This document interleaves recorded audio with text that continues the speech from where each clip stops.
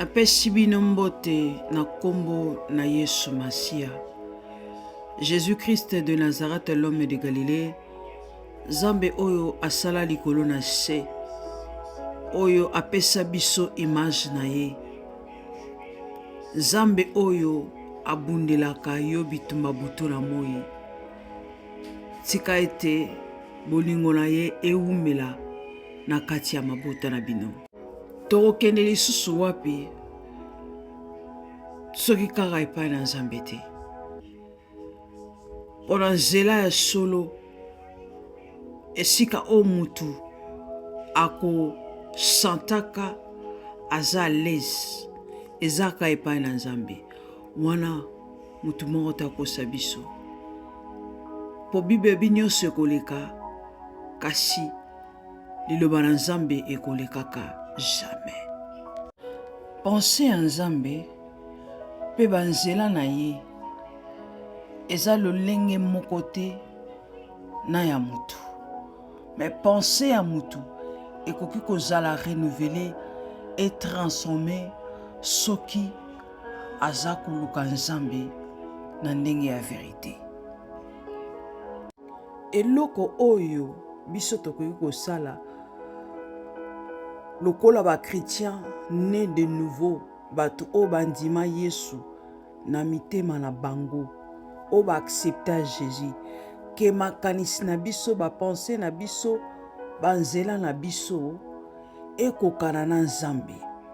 Wana ekozala grand plaisir na kati ya mitema na biso soki tokomi kokokana na mokeli na biso. De sorte que nyonso oyo tosala esepelisa Nzambe. Pe pendant que toza na se na moi, molimo na Nzambe asunga biso totambola selon la parole de Dieu. Pe lomo tokobosana te, système ya mokili oyo eza tellement mauvais oyo batiaka lisumu na ni place ya likolo. Péché eza permis, sala nyonso oyo moni okusala.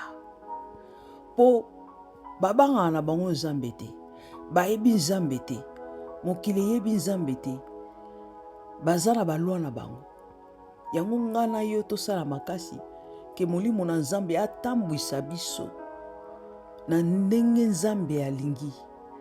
Pense na biso ekokana na ya Nzambe, langage na biso ekokana na ya Nzambe. Potango oyo bapaye baotala biso bamona ke wi bato oyo baza bana na Nzambe.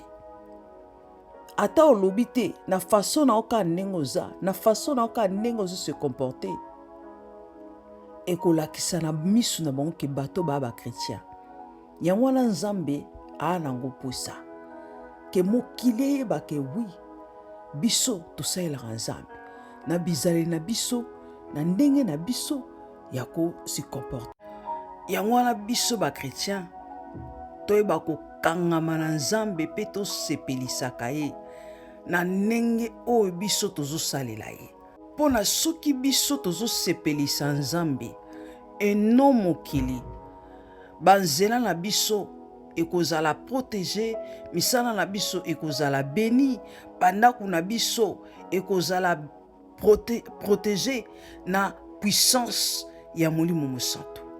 Po kosalela Nzambe dans la vérité, kosepelisa Nzambe na ba don oyo apesi biso, na ba grâce oyo asali biso, esalaka Nzambe sengo. Pona na ndenge tozo louer, na ndenge tozo ko adorer ye, na ndenge tozo partager la parole de Dieu, kokene kote ya ba païen koyebisa bango ke Nzambe azoya, bobongola mitema, bolongwa na banzela ya mabe, esalaka Nzambe sengo. Pona susi oyo Nzambe aza nango pona bikelamu na ye, ke ba oyo babungi nzela bazonga na nzela, ba oyo balingaka Nzambe te bayeba Nzambe. Yango wana Nzambe ayebisaki Abraham na komema ba descendante na yo na pays étranger oyo bakomona pasi apona kolibere bango. Tango oyo Nzambe aliberaki bana Israël na Égypte, na miracle oyo asalelaki bango, ba prodige oyo Nzambe asalelaki bango, etambolaki mokili mobimba. Pona oyo Nzambe asalaka, témoignage ekendaka partout.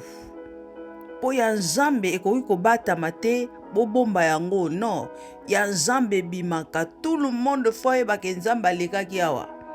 Tout le monde foye bake non eloko moko esalamaki awa, pe Nzambe alongi po yaza molongi. Tosala o Nzambe azosenga biso tosala. Pensez na biso, il faut kokana na oyo ya Nzambe. Il faut ekokana na oyo ya Nzambe. Yango wana nde kozala caché na kati ya mitema na biso pe na front na biso ke batu oyo baza ya Nzambe. Po ba oyo babengami bana na Nzambe, molimo na Nzambe mutatambwisaka bango. Pour l'Esprit de Dieu oyo asekwisaki Jésus-Christ d'entre les morts, soki avandi kati ya nzoto na yo, akomema bomoi, akobeta kashe na ye ke oyo aza ya Nzambe pe mutu moko takoki kosimba ye, okomi intouchable.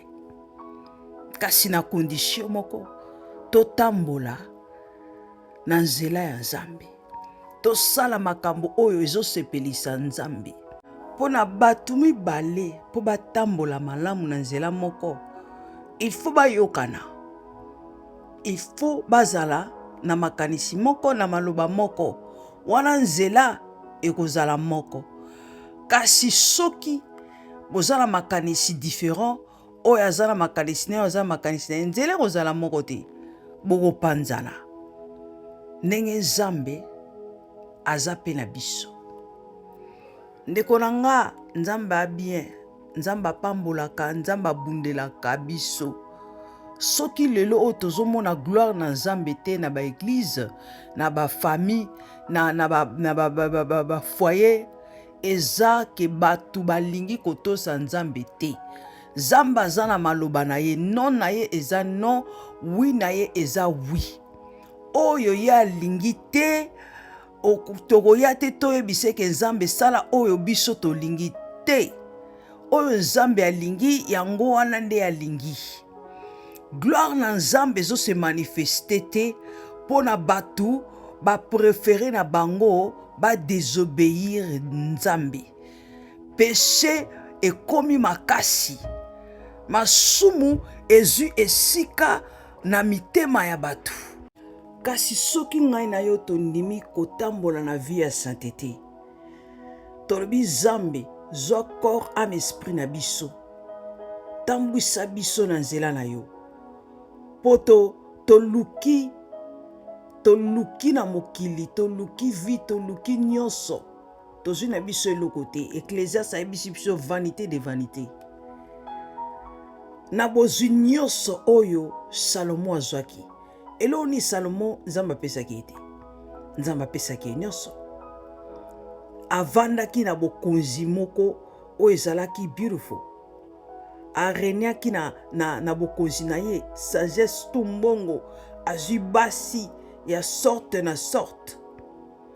Apres suka na ye, asukaki ndenge nini.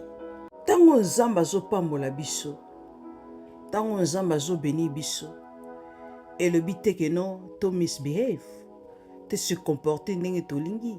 Non. Bénédiction ya Nzambe tango yaka na bavi na biso, eza pona ememe na biso kimia, ene trouble biso. Ba o barenia na suka lango balobaka nini? Vanité de vanité. Yaya Nzambe aza na elengi ya suka te. Elengi ya suka te. Makanisi na biso, façon na biso ya kozalela, banzela na biso ezala banzela ezosepelisa Nzambe. Soki tozosepelisa Nzambe, mes bien-aimés, Nzambe ako protéger biso contre ba piège ya diable. Pona tobosana yango te, Satana ye souci na ezali biso to désobéir totosa nzambe te mpona azwa yo bien il faut asala ke yo otosa nzambe te mpo ye ayebi ndenge nini ezalaka.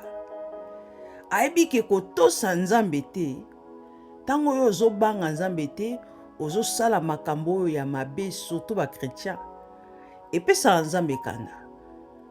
Nzambe osani aofrape yo wana na motema na ye Satana asepelaka nango. Kasi bolingo na nzambe eza tellement profond. Yango wana soki moto atengami na nzela ya nzambe, nzambe alukaka toujours azongisa ye na nzela, azongisa ye na nzela na ye. Malgré bamisusu babungisaka bavi na bango mpona motu makasi ya mimoni ke aza gang, ke ye nde ana pouvoir ya kokontrole vi na ye. Eza na baoyo bavi ekendaka. Bolingo na nzambe eza tellement grand. Nzambe aza passion makasi, aza riche en bonté, lent à la colère. Biso oyo bavi na biso lelo oyo totelemi tozoloba pe de la part de Dieu eza grâce. Mpona soki totali bisika oyo towuti, makambo oyo biso tozwa na vie, makambo oyo bafamille na biso basala biso, oyo omimona eke non nga vraiment nzambe akoki jamais koaccepte nga mpona makambo ya mabe oyo eleka na nzoto na nga, oyo yo obotami mbala moko oyo kokuta système moko na bafamille oyo ya biso baafrikain oyo bango babengaka coutume, nzoka nde na nsima nango basalelaka na bango diable, bapesa Satana esika ke biloko oyo nde baloba biloko oyo bakoko na biso batika, il faut pas kobebisa yango mpo wana nde eza pouvoir ya famille. Ezalaka lokuta, eza pouvoir ya famille, oui, kasi diable nde moto atambwisaka bango, baaccepta diable lokola mokonzi na bango, bapesa ye esika mpo bafamille oyo biso tobimeli eza bafamille moko vraiment ya bien te. Bafamille africaine lelo oyo pauvreté esilaka te, baproblème esilaka te, bato bazoresir te, makambo ezosila te. Pourquoi po bato moko boye bamesana kotambola na makanisi ya mabe, surtout oyo babengaka kodia, bakosala nini, bazwi betwale ya bato mosusu bapesi epai ya motu moko, bafuli ye nde sikoyo akoma kosalelaka famille. Bino nyonso oyo bana kodépendre na ye ezalaka te. Alors nzambe azalaka na kanda ya basystème wana mpo alobi bokoki koadore nzambe mosusu te, mpo aza Dieu jaloux. Mpona bokonzi na ye bokokabola ngo na bato mosusu te. Mpo famille na biso basambelaka banani? Banzambe nini oyo bango basambelaka? Talaka bokoko ezalaka salite, biloko ezalaka wana, biloko mo ya kala, bilamba ya kala, biloko ya salite, bahotel oyo bango basalaka na ya salite, biloko mo ya salite. Eza pasi. Biso oyo Nzambe arachete na makila na ye, Yesu Masia, Jésus-Christ de Nazareth, l'homme de Galilée, oyo atiki bokonzi na ye akiti na se kokufela ngai na yo, oyo Nzambe akabi mwana na ye moko unique mpona masumu ya ngai na yo, oyo aza innocent ameritaki bapunition oyo te. Bapunition wana ezalaki ya biso, masumu na biso, kasi Nzambe amemi fardo wana. Bandeko na nga, eske moto aboyeva tokobeta ye kara? Tokobeta ye kara po bato mosusu wana oyo basambelaka batanzala bakretien batapasi? Non, bakretien batanzala te. Nzambe na biso ya moto apasi te, wolo pe palata ezali ya ye. Kasi soki lelo mokili ezotambola ndenge ezotambola boye makambo ezomarche te pasi na pasi mpo na banani mpo na mutu moto azokende kosimba bisika oyo nzambe aboya masumu emati niveau ya likolo nyonso ekomi permis mabe ekomi malamu malamu ekomi mabe soki place wana masumu eleki ebele nzambe akoya te mpo abenir bino nzambe sikoyo akoya soki asali bino grâce ke ateya bino ndenge atindaki Jonas akende na Ninive mpona koteya bango batika mabe po soki batiki mabe te akofrape bango wana nzambe asalaki grâce na bato ya Ninive soki kasi ezalaki lowa Sodome et Gomorre nzambe apesaki bango même pas temps bayoka liloba na ye to base repentir nzambe aye kaka frape mbala moko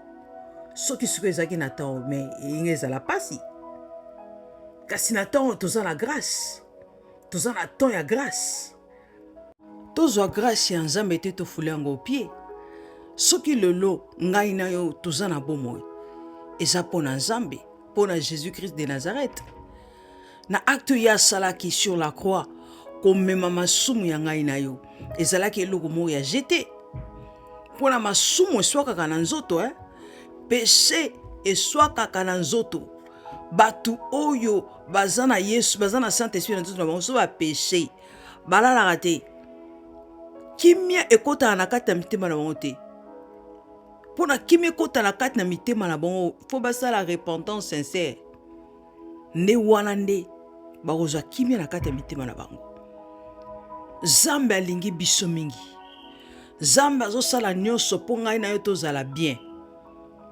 kasi mutu alingi kolanda nzela na ye lokola satana asi ayebisaki Eve ke nzambe ayebi ke soki bolie mbuma oyo bokokoma lokola ye bokoyeba bokozwa connaissance ya mabe na ya malamu lokuta ekotaki deja na matoi ya mutu na esprit ya mutu a partir tango baacceptaki bayoka deuxième voix oyo ezalaki diable tokopesa elike epai na nani soki na nzambe te tokotalela nani soki nzambe te tokolela epai na nani soki nzambe te biloko oyo tomona mokili ekosa biso te tomimona ke no tosi tokomi ke biso tozwi nyonso se fini esili siko na kovanda lese te toyaki mabele tozonga mabele nyonso oyo tomona na se na mokili mutu moko tabotamaki nango tobotama maboko pamba